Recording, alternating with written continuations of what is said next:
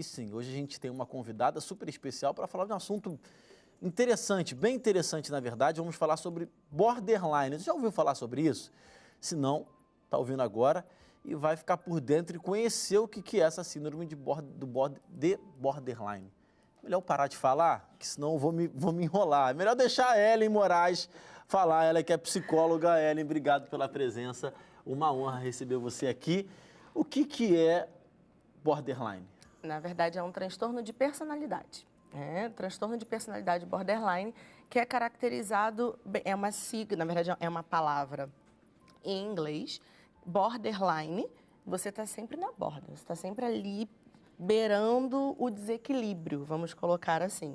Então, é bem isso, um transtorno de personalidade que é caracterizado pela instabilidade, pela impulsividade. Tá, mas quando a gente fala de instabilidade, e compulsividade, impulsividade, a gente está falando de quê exatamente? Assim, para tudo na vida, em tudo, quando se fala de sentimento, quando se fala de opinião, de comportamento, assim, o que se refere isso? Para tudo, começando pela emoção. Tudo é demais. Então, a pessoa está sempre ali naquela borda, andando ali, beirando o desequilíbrio emocional, o desequilíbrio comportamental, as escolhas impulsivas ou compulsivas, né, que são coisas aí um pouco distintas. Impulsividade, eu sou impulsiva quando eu faço algo sem pensar. E eu sou compulsiva quando eu consumo algo em excesso. Então, naturalmente, tende também para comportamentos de alguns vícios com o uso de drogas, medicamentos, álcool. Então vamos lá, tentar dar um exemplo. Vamos supor que eu tenho essa síndrome. Eu estou feliz pra caramba, estou sorrindo para você, estamos nos dando muito bem. E aí, de repente, eu mudo meu humor e fico com muita raiva, mas não é uma raivinha, né? Muita raiva, ao ponto de querer levantar minha voz, levantar daqui e ir embora. É isso. Sim, acontece isso sim. Não necessariamente vai ser raiva, a pessoa pode ficar extremamente triste com você, de acordo com algo que você fale. A questão é como ela recebe. Geralmente, a pessoa que tem o transtorno de personalidade borderline, ela recebe as coisas muito mal, não de uma maneira muito assertiva.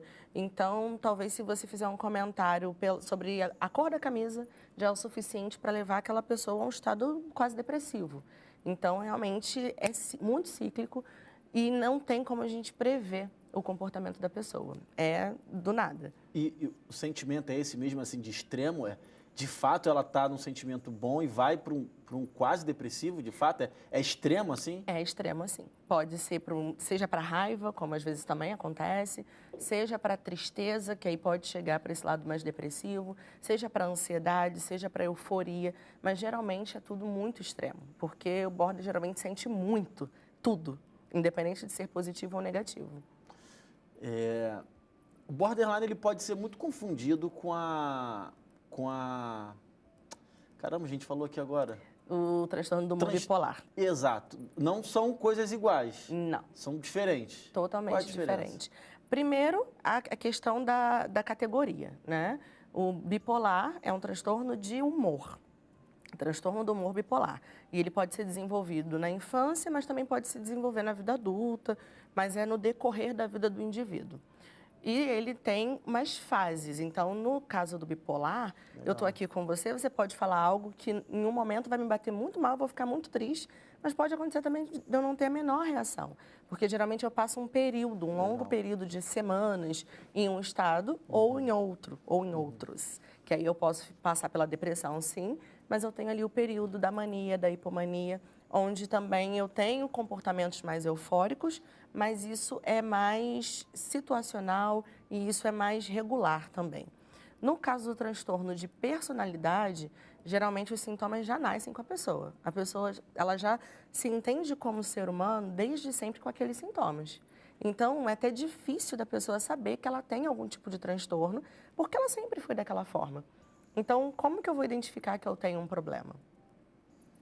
Tem explicação? Assim, por que a pessoa já nasce assim? É hereditário? É genético? Então, a gente já descobriu que sempre tem, quase todos os transtornos psicológicos, psiquiátricos, têm base ali genética, no caso. Se teve alguém da família que teve o transtorno, a chance de você desenvolver é muito maior. Mas não existe ainda um fator definitivo. A pessoa nasceu border por isso. Não temos essa explicação ainda. Bom, você falou da bipolaridade, então borderline, você falou que existem os períodos, né? Sim, da bipolaridade. E vale frisar, que ela já falou aqui, na real, o borderline é de um momento para o outro. É como você liga e apaga a luz. A pessoa está bem e, de repente, você apaga a luz, a pessoa fica no estado depressivo. Aí liga a luz de novo, fica no estado eufórico e por aí vai. E aí eu vou insistir na pergunta que você acabou de falar, porque a pessoa que pode ter o borderline, ela não consegue se enxergar com um problema, no caso. Porque ela vive com esse sentimento, com essa variação de humor, de personalidade, melhor dizendo, desde que ela se entende por gente. Então, a pessoa que tem, ela tem dificuldade de identificar que tem algum tipo de problema? Tem muita dificuldade de identificar. E quando identifica, porque geralmente as pessoas ao redor vão sinalizando, ou às vezes até solicitam mesmo que a pessoa vá buscar um tratamento, também é outro perigo. Porque quando você recebe o diagnóstico de border, você sendo border, você tende a usar isso também a seu favor. Então, tudo é porque você é border. Então, tudo o outro tem que aceitar, tem que compreender porque você é border. E também não é bem por aí. Então, acaba virando muito que um escudo e isso não é muito assertivo. Então, por conta disso, muitos profissionais demoram muito a fechar diagnóstico de borderline. E eu estava vendo também, a gente vai estudar a pauta e tal, que existe um número grande de pessoas diagnosticadas com borderline no mundo. Mas que no Brasil também muitos não são diagnosticados simplesmente porque não identificam esse problema, essa doença. Tanto a pessoa quanto a família acha que é só uma pessoa que não, ele é estressada, a pessoa, ele é bipolar no sentido popular, né, na forma popular de dizer. Que pode existir muita gente no Brasil que sofre com essa síndrome e simplesmente não é tratado, não é diagnosticado. E outros números me assustaram também, porque eu estava vendo que cerca de 6% das pessoas que têm borderline, elas tiram a própria vida. Então, assim, a borderline está diretamente associado com a depressão, por exemplo, né? Está diretamente associado com a depressão, mas também não necessariamente vai ser no momento depressivo que o border vai tirar a própria vida. O gatilho vai variar muito de pessoa para pessoa. Um dos maiores medos do paciente borderline é o abandono. Então, assim, a gente trabalha também com terapia de esquema, que aí é uma abordagem dentro das terapias cognitivas, a gente trabalha muito com os esquemas iniciais desadaptativos, na verdade, desculpa. E um desses, que é muito gritante no borderline, é o esquema de abandono. Então, ele não suporta a ideia de que a pessoa não consiga ficar próxima a ele, não suporta a ideia de ser abandonado, seja pela família, seja por amigos, seja por um cônjuge, enfim.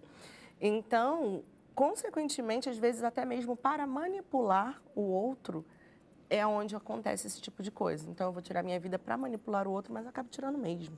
Porque não tem essa apuração emocional, racional, opa, eu vou tentar, mas eu não vou executar.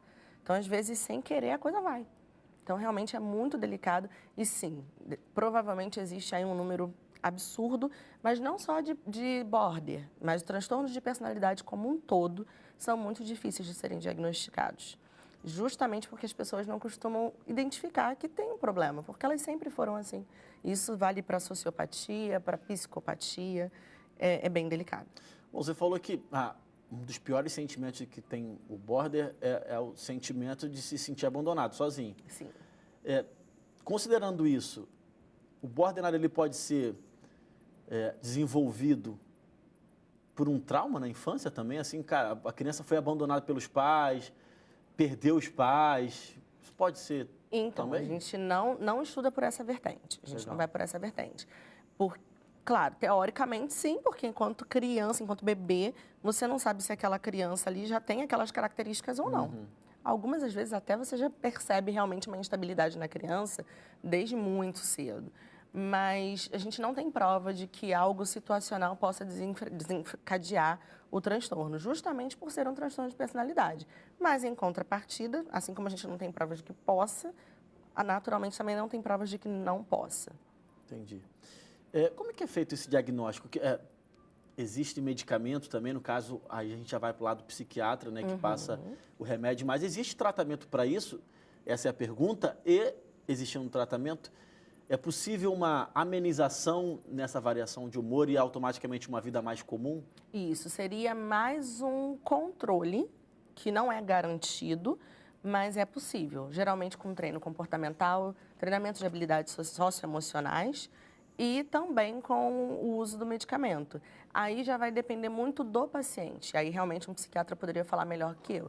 Mas pode ser lançado mão do uso de estabilizadores de humor, pode ser usado, às vezes, alguma medicação antidepressiva, mas é muito delicado, tem que ser estudado, porque se o paciente ele não tem tantos traços depressivos, aí não adianta você entrar com antidepressivo. Então, realmente, um psiquiatra poderia falar sobre isso melhor que eu, mas tem como amenizar, sim. E ter uma vida mais ou menos Próxima, ou melhor, né? um pouquinho, vamos dizer assim, com uma qualidade melhor do que o paciente border sem tratamento. Mas vale ressaltar que pessoas que podem ser diagnosticadas com borderline trabalham, Sim, casam, têm sim. filhos e por aí vai, né? Sim, muitas vezes só depois de todo esse processo que, às vezes, a gente consegue chegar a um diagnóstico. Porque aí depois da vida a dois, com os filhos, a pessoa percebe que aquilo ali é com todo mundo. Porque muita gente acha assim, ah, fulano é assim, mas é assim só com o namorado, né? Não, então é assim, porque eu falo namorado porque a incidência de border é maior em mulheres. Existem homens border, mas a incidência é muito maior em mulheres. Então, a pessoa acha que é só ali dentro do relacionamento. Aí aquela mulher vai lá e tem um filho. Ela age da mesmíssima forma. Com o filho, inclusive. Com o filho, inclusive. Não tem essa separação. Não é algo seletivo. É geral. Você falou que também tem a questão da impulsividade, né? Sim. E compulsividade. Então, a pessoa que tem borderline, ele pode ficar dependente de álcool, por exemplo, de drogas diversas, né? Cocaína, maconha, êxtase, crack, por aí vai. Sim. Porque ela quer diminuir aquela dor de alguma forma. É um vazio, na verdade. Ela quer preencher aquele vazio com E aí alguma procura coisa. formas naturais ali de preencher. Inclusive a própria obesidade. Porque a compulsão ela pode ir por qualquer caminho, não necessariamente para algo ilícito. Pode descontar na comida, por exemplo. Aí a pergunta que eu queria fazer é, existe agressividade também. Sim. Essa agressividade, ela é exclusivamente verbal ou a agressividade pode ser física também? Pode ser física também. Como eu falei, você está sempre ali, beirando ali, né, tendendo à desregulação emocional. Então, no descontrole, vale tudo. Você não tem como prever se a pessoa vai simplesmente te ofender verbalmente ou se ela realmente vai partir para uma agressão física. Caramba, mas enfim, vale ressaltar mais uma vez que a gente está chegando ao final do bloco aqui. Eu já te agradeço, Ellen, que tem tratamento, existe um acompanhamento e com certeza um profissional ajuda bastante nessas situações, né? Sim, ajuda muito. Vale a pena buscar o tratamento. Se você desconfia que alguém ao seu redor sofre do transtorno, vale a pena buscar um psiquiatra, um psicólogo, que com o tratamento, pelo menos, a gente melhora bastante a qualidade até mesmo das relações interpessoais dessa pessoa, que é onde tem o maior prejuízo realmente. Bom, não tinha melhor forma de terminar esse bloco, Ellen. Obrigado pela presença, uma honra receber você aqui. Eu que agradeço.